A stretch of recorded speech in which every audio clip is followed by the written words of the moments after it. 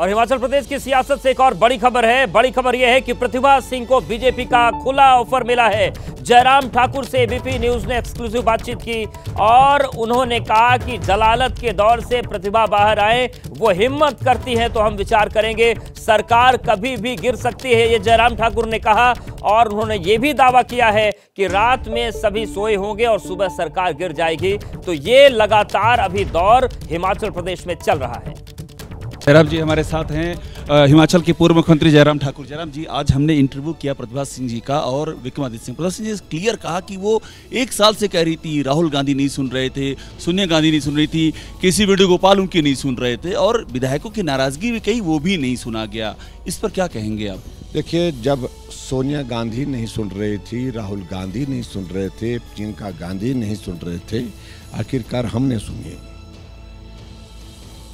और स्वाभाविक रूप से उनकी पीड़ा एक दिन से नहीं कई दिनों से थी।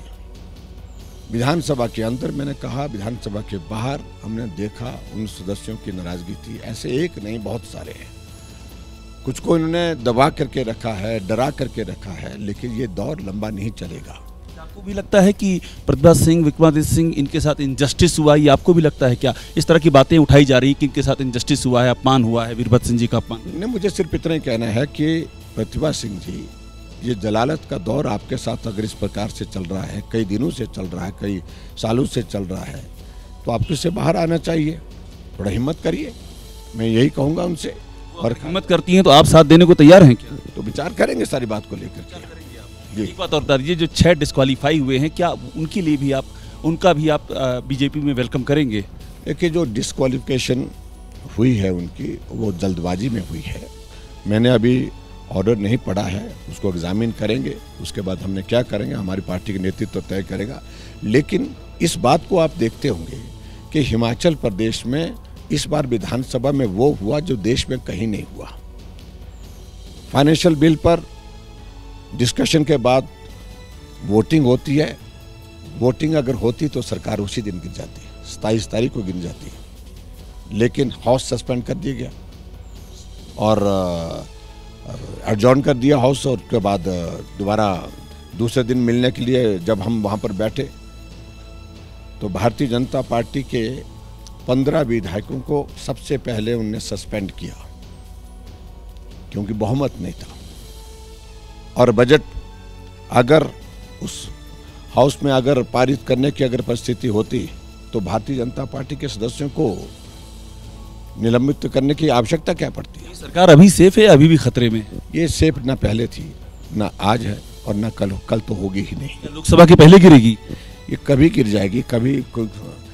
आप रात को सोए होंगे, सुबह मालूम पड़ा कि सरकार गिर गई। आपके संपर्क में है विधायक अभी भी, उनके कांग्रेस के विधायक?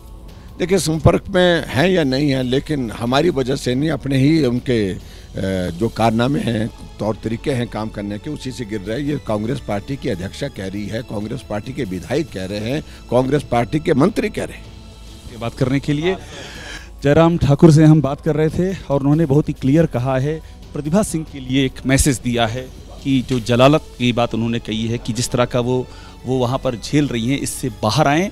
और ये भी कहा है कि वो विचार करेंगे सहयोग पर। कैमरा सुनील पांडे के साथ अभिषेक उपाध्याय, एबीपी न्यूज, शिमला।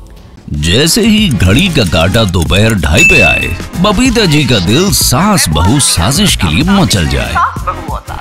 और ये है इनकी बहू, पूरे दिन ऑफिस की टेंशन हो जाए गॉन जब ये करें अपना फेवरेट शो फ्री टाइम पे ऑन। इनकी तरह आप भी देखिए अपना फेवरेट शो अपने टाइम पर और डाउनलोड कीजिए एबीपी लाइव ऐप अपने स्मार्ट टीवी पर।